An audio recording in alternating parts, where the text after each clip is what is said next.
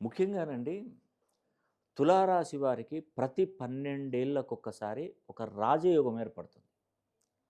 ఎవరికైనా ఏ తులారాశి వారికైనా విశాఖ నక్షత్రంలో జన్మించినా, చిత్తా నక్షత్రం తులారాశి అయినా, స్వాతి నక్షత్రం తులారాశిలో జన్మించినా కూడా మీరు ఖచ్చితంగా ప్రతి 12 సంవత్సరాలకొకసారి ఒక అద్భుతమైనటువంటి రాజయోగం అనేది మీకు ఏర్పడుతుంది.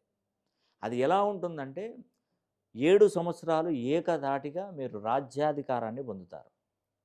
ముఖ్యంగా ఇప్పుడు ఉద్యోగం కోసం మీరు ప్రయత్నిస్తున్నారు. ఆ ఉద్యోగం అనేది మీ వశం అవుతుంది ఖచ్చితంగా. అదేవిధంగా వ్యాపారాలలో విపరీతమైనటువంటి నష్టాలు జరుగుతున్నాయి. అప్పులు పెరిగిపోతున్నాయి. తీసుకొచ్చిన కాడ కట్టలేని పరిస్థితి, ఈఎంఐలు పే చేయలేని పరిస్థితిలో ఉన్నారు.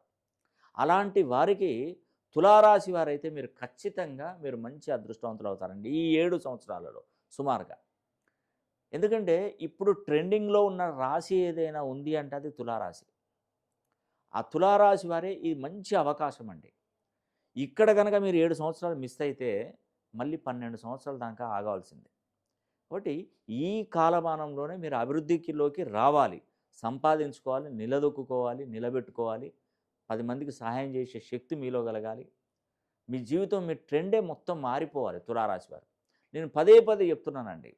మీరు ఎప్పుడు నేను ఏ విషయం చెప్పినా కూడా మీరు దాన్ని విని వదిలిపెడుతున్నారు కానీ ఒక్కసారైనా మరి తులారాశి వారికి ఎలా ఉంటుంది, అసలు నా ఫ్యూచర్ ఏంటి, నా భవిష్యత్తు ఏంటి, నేను ఫ్యూచర్లో ఏం ఏం వ్యాపారం చేయాలా, ఉద్యోగం చేయాలా, ఏదైనా మరి ఎలా నేను ముందుకు నడవాలి, అసలు నా జీవితం మీ జీవిత రహస్యం ఏంటి, ఫ్యామిలీ లైఫ్ ఎలా ఉంటుంది, తల్లిదండ్రులకు పిల్లలకి ఎలా ఉంటుంది, సంపాదించిన డబ్బు ఎలా నిలుస్తుంది, ఎందుకు నిలబెట్టుకోలేకపోతున్నారు, ఇవన్నీ వివరంగా మీరు తెలుసుకోవాలనుకుంటే ఖచ్చితంగా మీ యొక్క జన్మ కుండలిని, జన్మ జాతకాన్ని, మీ పేరుని, మీ డేట్ ఆఫ్ బర్త్‌ని, మీ టైమ్ ఆఫ్ బర్త్‌ని నాకు పంపిస్తే నేను ఆ జాతకాన్ని స్టడీ చేసి పూర్తి వివరంగా మీకు అన్ని విధాలుగా మీకు ఏ టు జెడ్ మొత్తం క్లియర్‌గా నేను చెప్తానండి.